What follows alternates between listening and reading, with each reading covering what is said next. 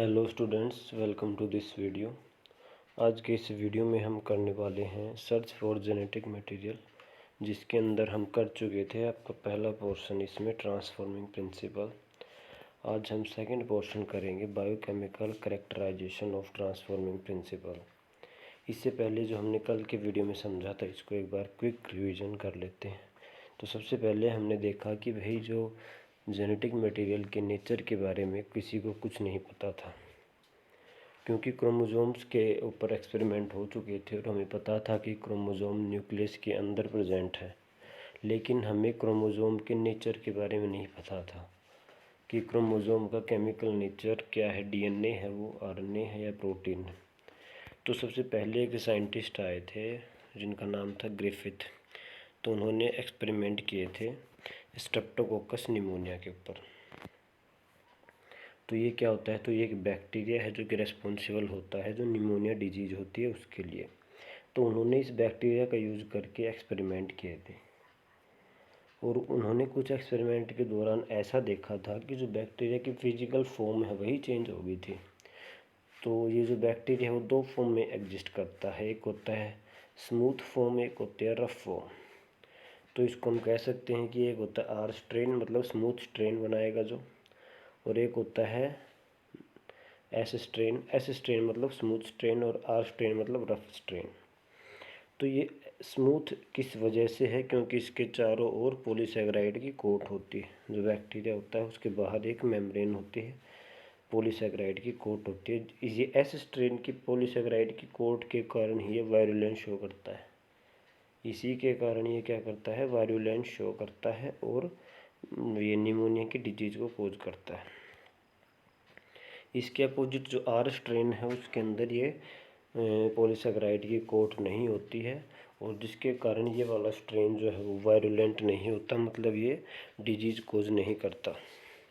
तो एक्सपेरिमेंट के दौरान क्या किया था, सबसे पहले उसने जो स्ट्रेप्टोकोकस निमोनिया है इसके दोनों स्ट्रेन्स लिए और उनको माइस के अंदर इंजेक्ट किया।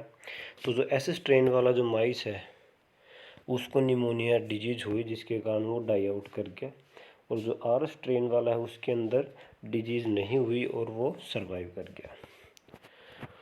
इसके बाद उसने क्या किया, सिर्फ एस स्ट्रेन को लिया और उसको हीट किल्ड कर दिया, मतलब उसको ज़्यादा टेम्परेचर के ऊपर उसको एक्सपोज किया, जिसके कारण वो अप्रोक्सीमेटली डेड हो गया। लेकिन अभी उसको हम कहते हैं हीट किल्ड हो गया, मतलब जैसे हम कह सकते हैं कि अधमरा कर दिया, उसका कोई इफ़ेक्ट नहीं होगा ज़्यादा। तो जो एस स्ट्रेन जिसको हीट किल्ड कर दिया, अगर उसको हमने माइस के अंदर डाला तो माइस जिंदा रह गया। क्यों? क्योंकि वो एस स्ट्रेन जो है वो हीट किल्ड है, उसका ज़्यादा असर नहीं हुआ, सिर्फ थोड़ी मोड़ी एंटीबॉडीज बन जाती हैं। अब जो चौथा स्टेप था, उसने क्या किया, एस स्ट्रेन को तो हीट किल्ड लिया और आर स्ट्रेन को लाइव लिया। तो ये दोनों जब लिए तो माइस जो है वो डाई आउट कर गया। लेकिन ऐसा नहीं होना चाहिए अगर एक्चुअल में देखा जाए तो, क्योंकि एस स्ट्रेन अगर हीट किल्ड है तो उसके कारण भी चूहा जिंदा रहना चाहिए, और आर स्ट्रेन को अगर लाइव ले रहे हैं तब भी चूहा जिंदा रहना चाहिए। लेकिन कुछ ऐसा हुआ जिसके कारण ये जो एस स्ट्रेन है, एस स्ट्रेन हीट किल्ड है और जो आर स्ट्रेन लाइव है, जो ये माइस डाई आउट कर गया, तो जो माइस की बॉडी से हमें क्या मिले, एस स्ट्रेन मिला लाइव वाला। तो कुछ ऐसा हुआ कि ये जो आर स्ट्रेन है वो एस स्ट्रेन के अंदर कन्वर्ट हो गया। वो कैसे हुआ कि भाई हो सकता है कि जो जेनेटिक मटेरियल ट्रांसफ़र हुआ हो, मतलब जो एस स्ट्रेन से आर स्ट्रेन के अंदर जेनेटिक मटेरियल चला गया, क्योंकि इसके अंदर तो जो एस स्ट्रेन है वो हीट किल्ड है, लेकिन उसका जेनेटिक मटेरियल तो फंक्शनल है।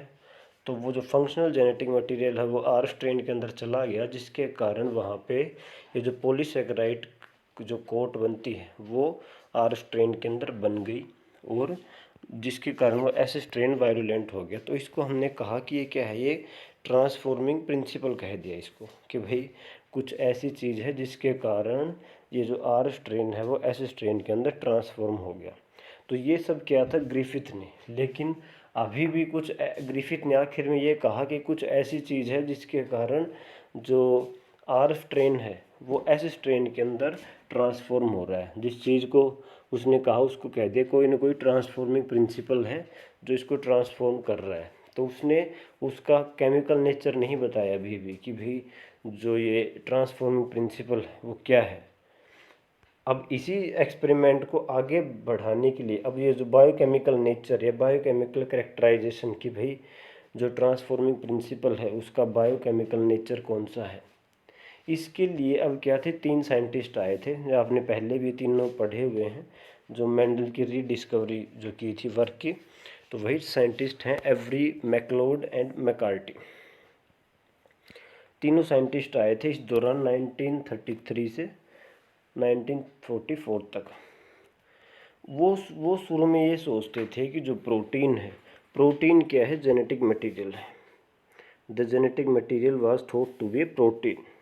तब उन्होंने क्या किया, they work to determine the biochemical nature of transforming principle in Griffith experiment. जो ग्रिफिथ ने एक्सपेरिमेंट किया था उसी को लेकर उन्होंने क्या किया, अब बायोकेमिकल नेचर का पता करने के लिए कि भाई जो ट्रांसफॉर्मिंग प्रिंसिपल है उसका केमिकल नेचर क्या है, इसी एक्सपेरिमेंट को उन्होंने स्टडी किया और आगे अपनी ऑब्जर्वेशन दी।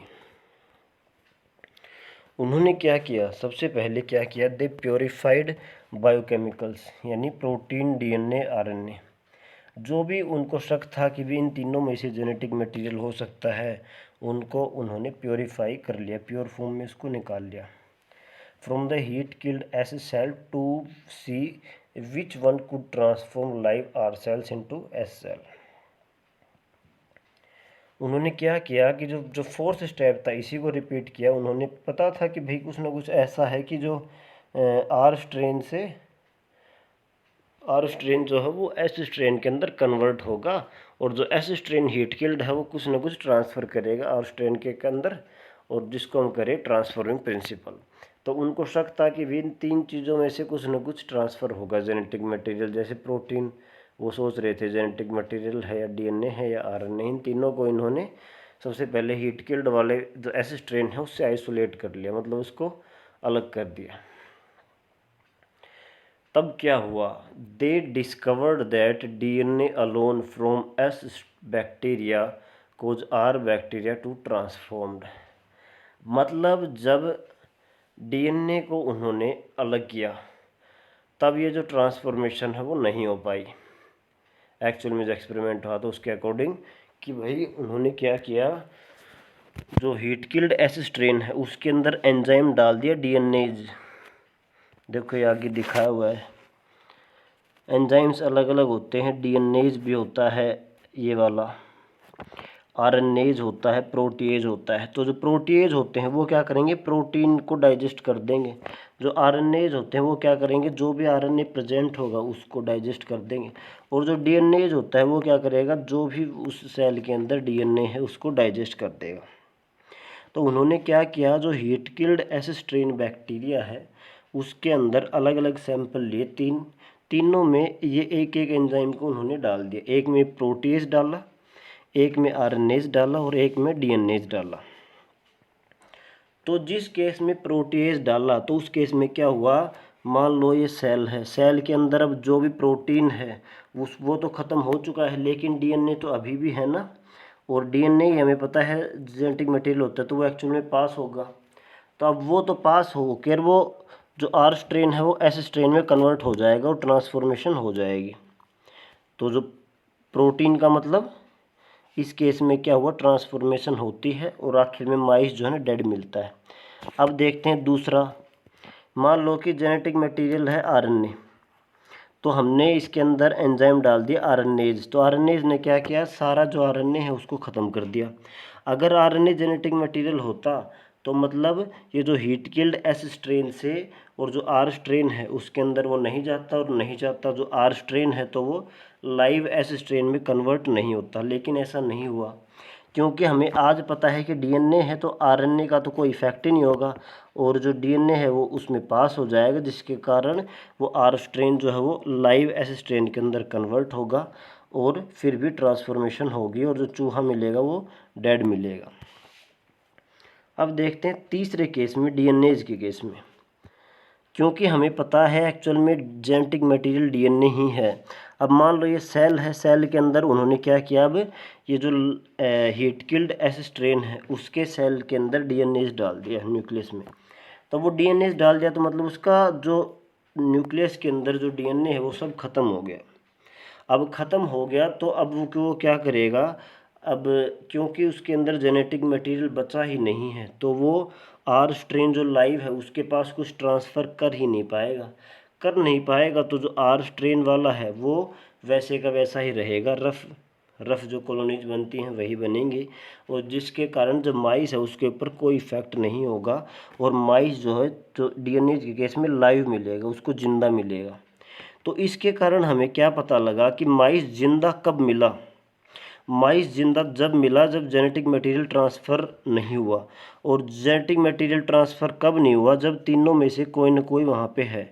तो जब हमने डीएनएज को डाला तो उस केस में चूहा हमें जिंदा मिला, जिससे हमें ये पता लगा कि वे डीएनएज है जो कि जेनेटिक मटेरियल है, और अगर डीएनएज वहाँ प्रेजेंट रहेगा एंजाइम तो वो डीएनए को उसने ख़त्म कर दिया, जिसके कारण जेनेटिक मटेरियल पास नहीं हुआ तो जो वो हीट किल्ड एस स्ट्रेन है वो आर स्ट्रेन को वैसे के वैसे ही रखा, जेनेटिक मटेरियल ट्रांसफ़र नहीं कर पाया, और जिसके कारण चूहा उसको ज़िंदा मिल गया। लेकिन जो दोनों केस है, आरएनएज के केस में भी और प्रोटीएज के केस में भी, इन दोनों के केस में माइस जो साइंटिस्ट को डेड मिला। क्यों? क्योंकि जेनेटिक मटेरियल के ऊपर कोई इफेक्ट ही नहीं हुआ, जेनेटिक मटेरियल तो पास हो रहा था, और जिसके कारण जो आर स्ट्रेन है वो एस स्ट्रेन के अंदर कन्वर्ट हो रहे थे, और कन्वर्ट हो रहे थे तो चूहे को निमोनिया हो रहा था, जिसके कारण वो डाई आउट कर रहा था।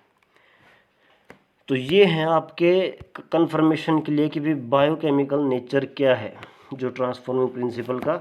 इसके अंदर आपको 3 साइंटिस्ट के नाम याद रखने हैं, 3 कौन से जो मॉलिक्यूल्स थे उनके ऊपर इन्होंने वर्क किया, और कौन से एंजाइम्स को यूज किया, जिसके कारण उन्हें ये सब पता लगा कि भाई जो ट्रांसफॉर्मिंग प्रिंसिपल है उसका नेचर होता है डीएनए। देखो एक बार पढ़ लेते हैं।